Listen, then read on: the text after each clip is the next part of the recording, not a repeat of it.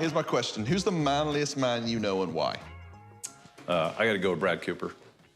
You're going with Brad Cooper? Yeah, I mean, he's got the LL Bean look going. He's got the beard. He's just... I thought of that this morning. I already hate this conversation. Well, a minute ago, Charlie had his hair in pigtails, and that was a pretty manly looking thing. Now it looks good. Very manly. Are we talking, do they have to be like alive? You don't have to have met them, you don't have to know them, but you look at that and go, that's a man. Rocky Balboa. That's a good answer. That's a good answer. I'm dead serious. Not Sylvester Stallone, No, though, just like Rocky his made up. Just Rocky. Made up, All right. not even real. Okay. Chasing down a chicken. Okay, here's mine. Chadwick Boseman. Yeah. Yeah, hometown hero in Anderson. Black Panther. You know, he was fighting cancer without anybody knowing. You know, passed away a couple years, like a year or so ago now. It's probably some change. 3, right? No. No way, 3 years. What year did Black Panther 2020. come out? 2020. Oh wow.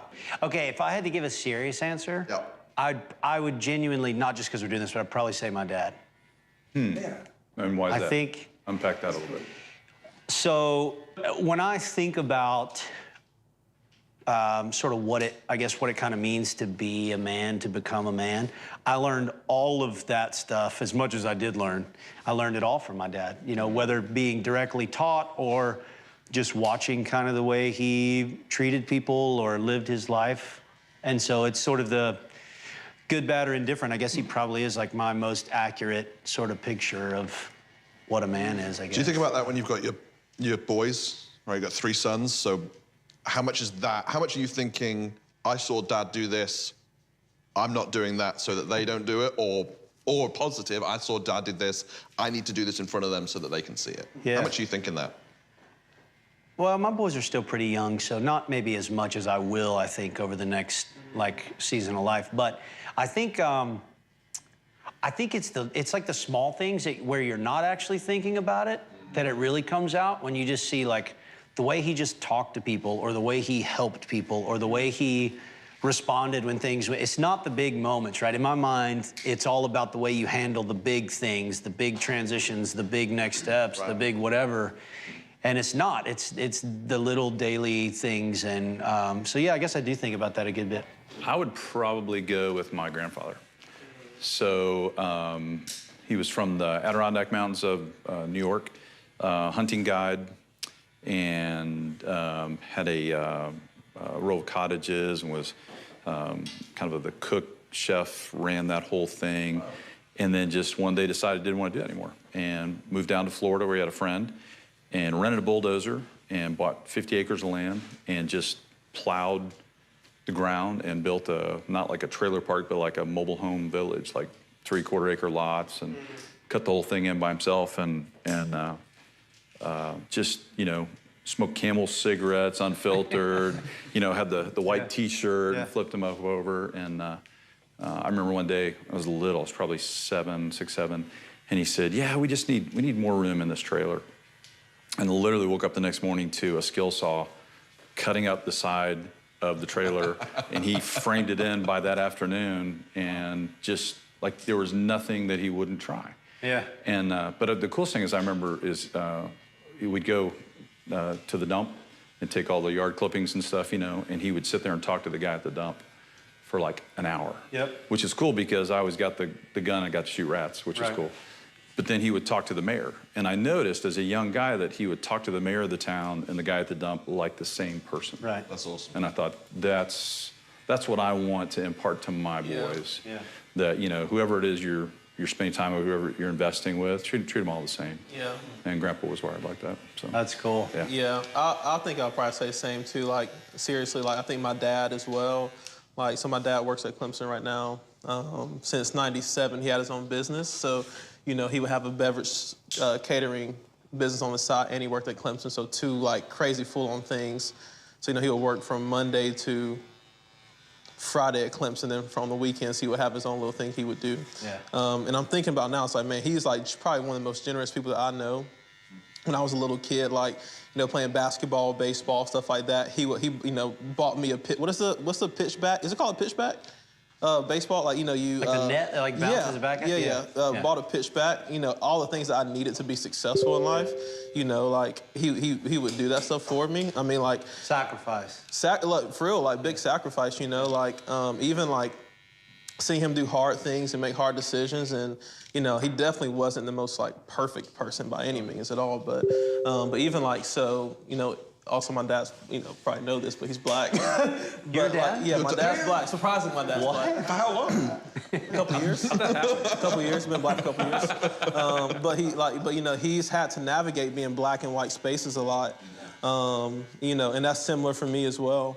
So being able to, like, to ask him questions, like him to honestly empathize with me and stuff like that, and him to be able to, like, you know, give me advice on, like, what I should do, what I should say, like, you know, just to be myself. And, like, even recently I just went through something hard, and he gave me incredible advice, better advice my mom did, honestly.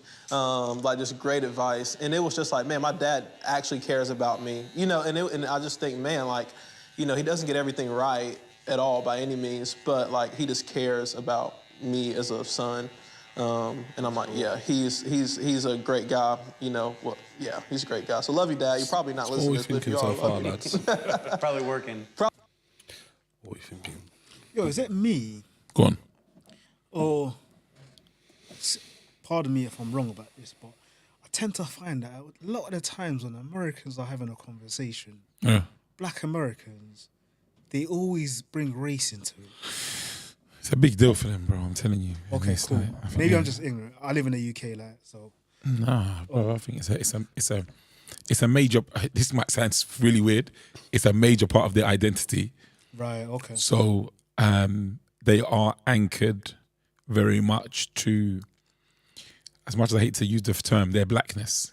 And I think that if they don't listen, I don't know. I shouldn't even be. I'm not a black American, so you know what I mean. This is conjecture on my part or observation based on my experiences. But I do feel as though they are ostracized broadly if they don't take a particular position on that. So like, yeah. So it's like that. I think the prejudice and the challenges their forefathers or ancestors have been through, it's embedded. yeah, deeply. and seems to weigh heavy on the psyche of the black American, the American individual of color today, black American as they would identify, basically. Yeah. Yeah, that's me. But yeah, like, what do you guys think, that question that they were asking? The manliest. Who's the manliest man you know? Yeah. It's funny. It's weird. So the first, a lot of things are going through my mind, actually. The first thing I thought about was Jesus. I was like, who's really masculine? I think the first thing I thought about was Jesus. Then the second thing I came to was, what is masculinity? Let's define that really clearly. Then after I thought, would I say my dad? I think a lot of them were saying that. I thought that guy's granddad's kind of cool. His granddad sounded kind of cool. Then I was like, would I say my dad? Then the next thing I asked myself was, I actually thought of Donald Trump as well. Then the next thing I thought to myself is, are we hardwired, some of us, to default to our dad because he is the picture that we've seen the most and spent the most time with, especially people who haven't had great exposure to other men, mentorship, leadership level in their life in that way, basically. So those are the things that are going through my mind, bro. Nothing really concrete to be honest with you, but my mind was, yeah. I didn't think of my dad. I thought Christ. Yeah. But they're saying, the manliest person alive, kind of thing. No, they said. I think he said Dead or alive. Yeah, I think the point was, I heard him say you hadn't had to have met them, not someone you've met, basically. So I took that as in alive or dead, basically. Okay. Anybody. So yeah, first I went to Christ and I was thinking about my pops, really. Yeah, but I didn't think about. Don't you think? Don't you think Donald Trump is quite masculine? Do you see him as a masculine person? He does have weird tendencies, but like some kind of weird mannerisms, 100%. But do you feel he's a masculine man? Is really the question. It depends what you mean by masculine. Innit? It just goes back to the point you were making. Like, as I was watching it, I wasn't really feeling the convo, and maybe it's because I feel like they didn't define the term clearly. Yeah. So it's just like, where's we going in this We're conversation? following all of them. And innit? in my, it's like I like the example of the guy when he gave about he's the guy, was it his grandparent or his dad talking to the mayor and talking to His granddad. the granddad, His granddad, talking yeah. to the mayor and talking to like the lay kind of person. Yeah. And it's like in my mind, at that point when he finished telling that story, I was like, true masculinity is having power and knowing how to use it, not That's abusing right. it. That's right. So it's like, it's interesting you two said Christ. I didn't even think about Christ. It's like, I was more so just thinking about like, well, I'll go on for this conversation. You know, you know why I thought of Christ, yeah? Because, so, it's weird. Like, so recently, when, like, I've been, like, just deep into, like, looking at apologetic stuff, you know? And there was, I was having a conversation with Israel about it earlier on today. There's a guy on YouTube who was on live and had a Muslim woman call in. Right. And so he just broke down Christ, like why you would want Christ over Muhammad, for example. And as he was talking about Christ, because my introduction to Christianity, I've always seen Christ as like hard. Do you know what I mean? It's like I've always seen Christ as he's walking about, he's not afraid of no one. Do you know what I mean? And he's like, you come. Do you know what I mean? It's like, we did, and that's wrong. Do you know? I've always like seen that part of Christ. So, and I feel like a lot of my relationship with Christ is almost like that. So I could be going through stuff and I got to tell myself it's okay to feel, do you know what I mean? It's like God's got you on this. Like, do you know what I mean? Because I automatically move to get up. What are you doing? Yeah. Do you know what I mean? I automatically get to that. Get up, like go onto that characteristic of Christ, basically. Yeah. But he started, it's like she needed to hear this. He started breaking down like who God is to us. Yeah. Who God calls us and how he views us. He calls you friend. Like you don't have to be afraid of him. You don't have to, do you know what I mean? It's like, dude, I was sitting there thinking, but with the biggest smile on my face.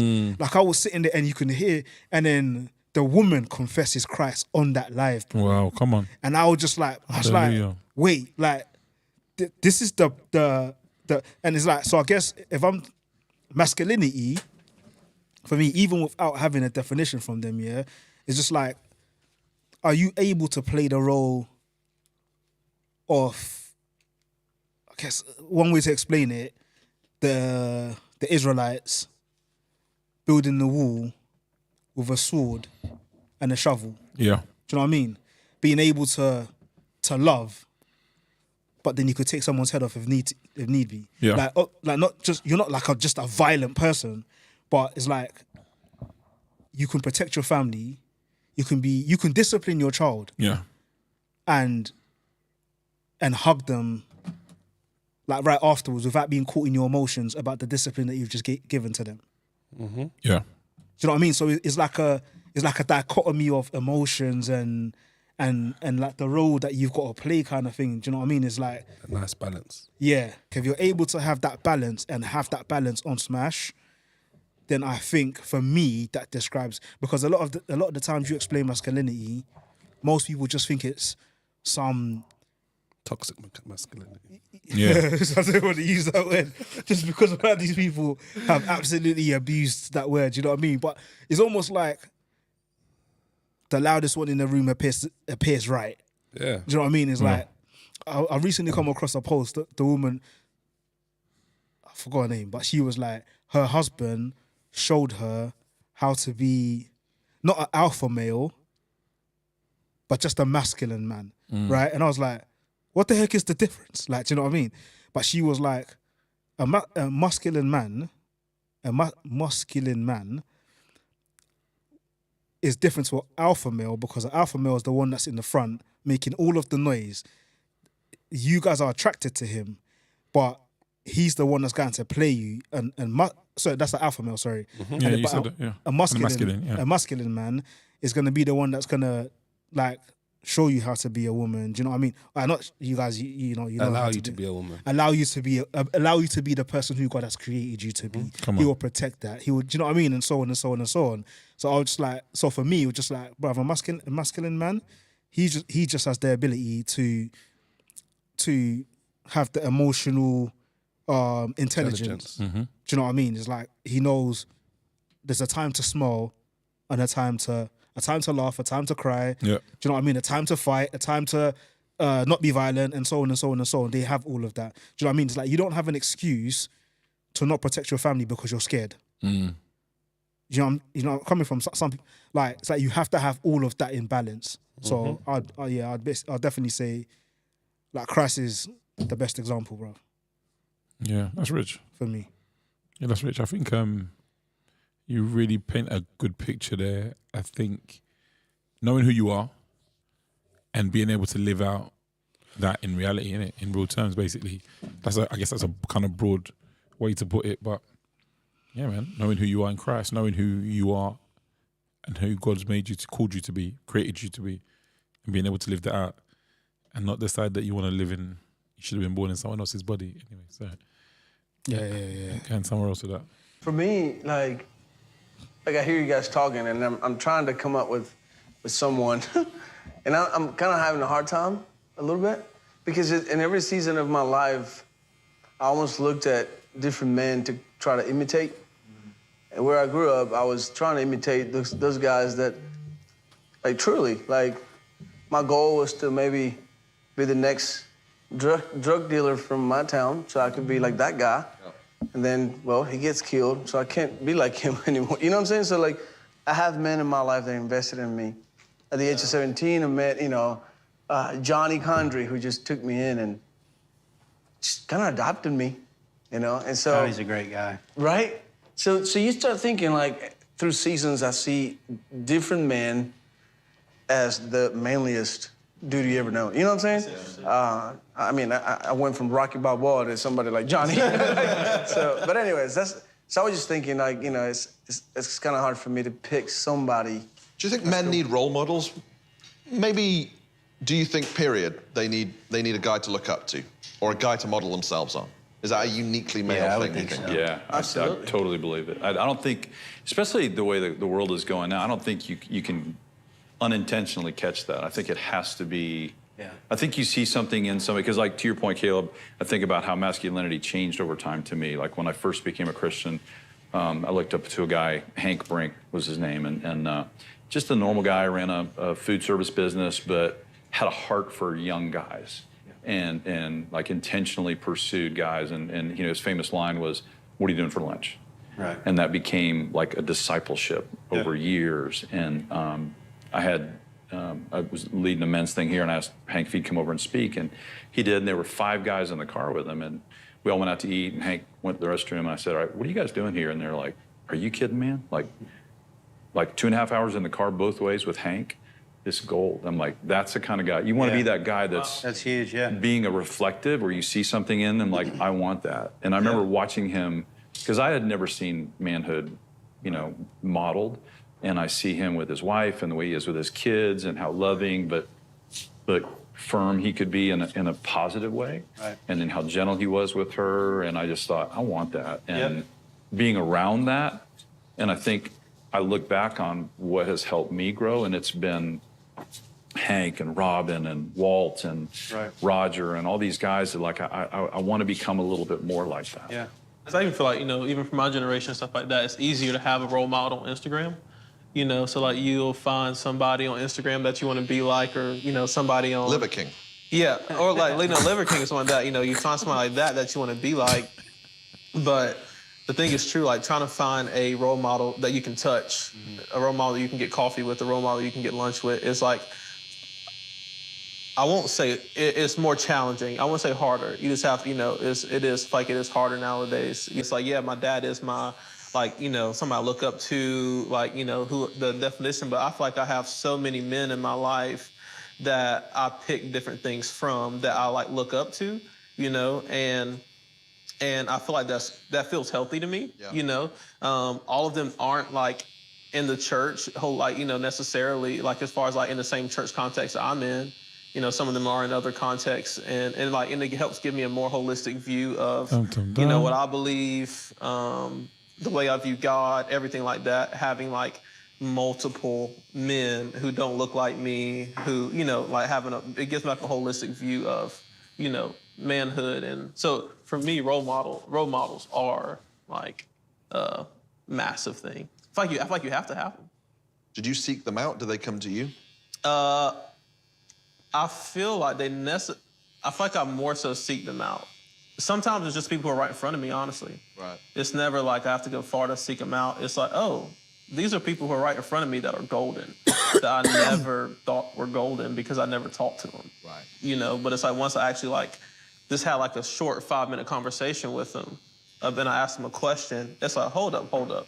You actually have something very good inside of you that I want in my life, you know? So it's like, okay, the question I ask sometimes is like, would 50 or 75-year-old Talon be thankful that I had lunch or coffee with this person, you know? Or if I had them as role model in my life. And if that answer is yes, then it's like, okay, I'll probably go after and pursue them or something like that. And when you stop expecting them to be perfect or to be the complete package, they're free to just be better at money than you are. So it's worth your time to ask them about money. Yeah, I more so realized that they're probably way more screwed up than I think they were. You know, like they were like way more like human and way more like have flaws and way more have like been through similar things, or like they just had so much more life experience.